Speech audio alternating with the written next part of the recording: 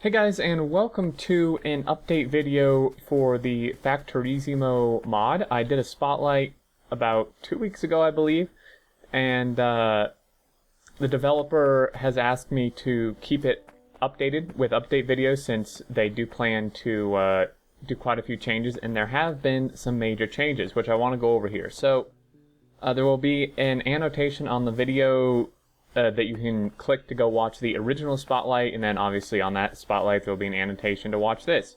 So the major change that was added is a new building.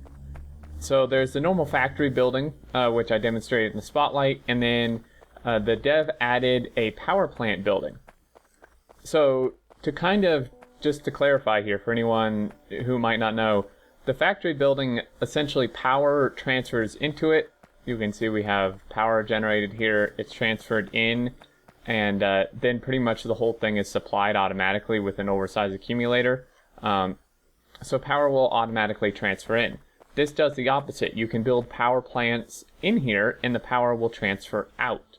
So you can see I have steam engines. Now your setup would probably be a lot nicer. Mine was just quick and dirty thrown together.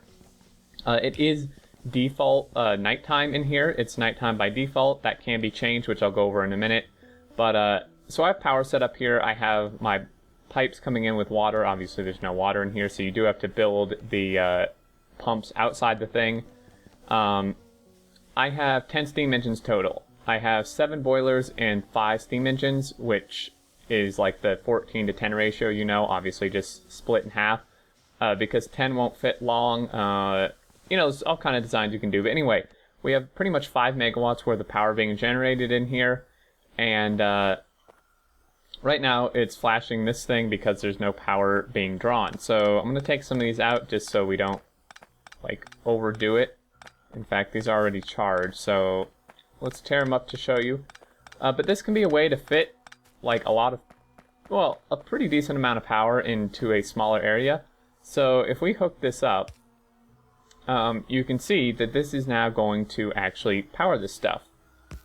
You can see these are getting charged. It's taking 1.4 megawatts, so the power drain is not that bad. However, if I add more here, it's 6 point something, you can see the power is starting to drain down. And, you know, these guys are pretty much maxed out at this point. They're working the best they can.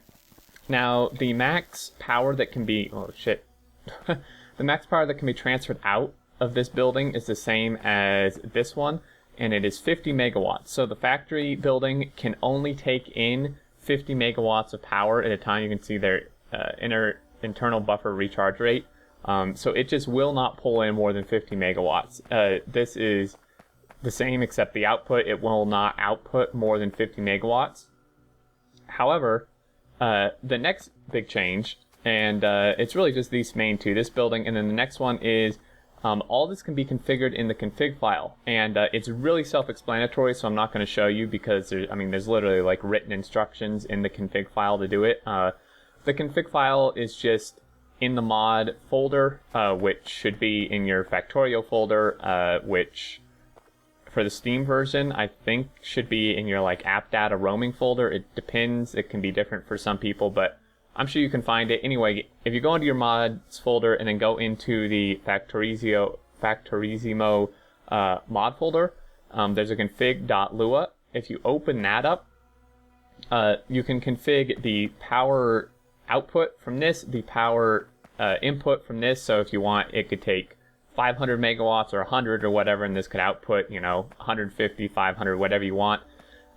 You can also configure the default day or night. This is default day inside all the time. You can configure it to either be day all the time, like it is, obviously, night all the time, or a normal day-night cycle. And you can do the same with this one. It's nighttime by default. You can change it to a normal day-night cycle or to be day all the time. And then also you can configure the power loss if you want there to be a bit of a loss of power transferring out or transferring in. Right now it's lossless, so 100% of the power generated in this will be transferred out, and then vice versa for this. You can change that. Same with pollution. You can change how much pollution, like a pollution multiplier. Right now, it's just pretty much normal. All the pollution in either of these, it just seeps out normally as if they weren't even in this building to begin with. And that can all be changed. Again, there's very simple, straightforward instructions in the config file for each option, so I'm sure you can figure it out. But there you go, just a quick update video, new power plant building, and the option to configure both of these. There are separate options for each.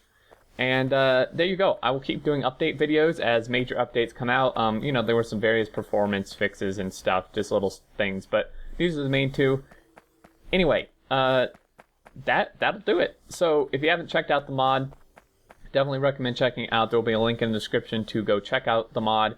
And yeah, until next time, guys, thanks for watching. I hope this was helpful. If you have any questions, comments, leave them down below in the comments section.